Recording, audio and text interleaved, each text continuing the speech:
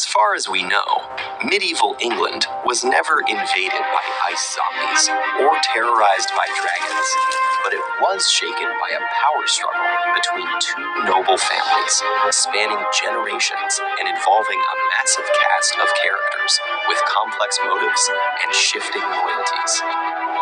If that sounds familiar, it's because the historical conflicts known as the Wars of the Roses served as the basis for much of the drama in Game of Thrones.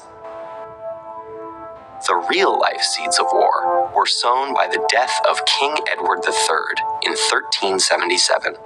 Edward's oldest son had died before his father, but his 10-year-old son, Richard II, succeeded to the throne ahead of Edward's 3 surviving sons. This skipping of an entire generation left lingering claims to the throne among their various offspring, particularly the Lancasters, descended from Edward's 3rd son, and the Yorks descended from his 4th son. The name of the ensuing wars comes from the symbols associated with the two families, the White Rose of York and the Red Rose of Lancaster. The Lancasters first gained the throne when Richard II was deposed by his cousin Henry IV in 1399. Despite sporadic unrest, their reign remained secure until 1422, when Henry V's death in a military campaign left an infant Henry VI as king. Weak-willed and dominated by advisors, Henry was eventually convinced to marry Margaret of Anjou to gain French support. Margaret was beautiful, ambitious, and ruthless in persecuting any threat to her power. And she distrusted Richard of York most of all.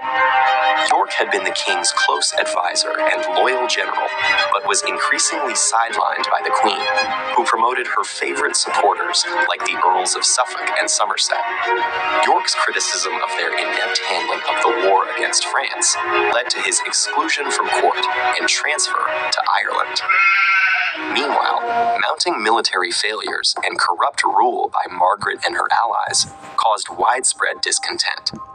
And in the midst of this chaos, Richard of York returned with an army to arrest Somerset and reform the court. Initially unsuccessful, he soon got his chance when he was appointed Protector of the Realm, after Henry suffered a mental breakdown.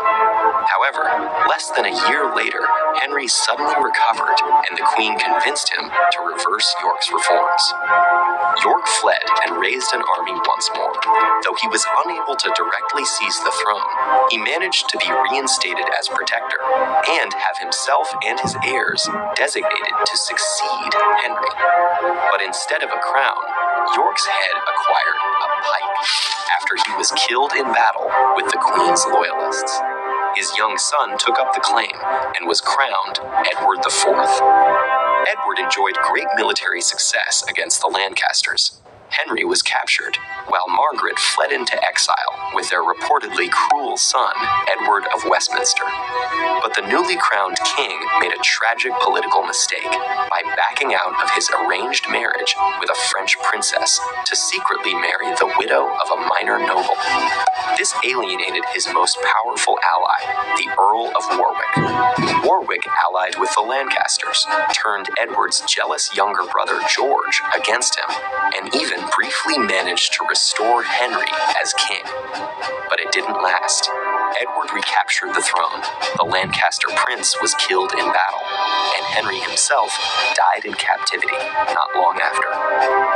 The rest of Edward IV's reign was peaceful, but upon his death in 1483, the bloodshed resumed. Though his 12-year-old son was due to succeed him, Edward's younger brother Richard III declared his nephews illegitimate due to their father's secret marriage. He assumed the regency himself and threw the boys in prison. Though no one knows what ultimately became of them, after a while the princes disappeared, and Richard's power seemed secure. But his downfall would come only 2 years later, from across the narrow sea of the English Channel. Henry Tudor was a direct descendant of the first Duke of Lancaster, raised in exile after his father's death in a previous rebellion.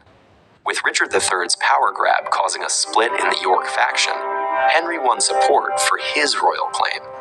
Raising an army in France, he crossed the Channel in 1485 and quickly defeated Richard's forces. And by marrying Elizabeth of York, elder sister of the disappeared princes, the newly crowned Henry VII joined the Two Roses, finally ending nearly a century of war. We often think of historical wars as decisive conflicts with clearly defined winners and losers. But the Wars of the Roses, like the fiction they inspired, show us that victories can be uncertain, alliances unstable, and even the power of kings as fleeting as the seasons.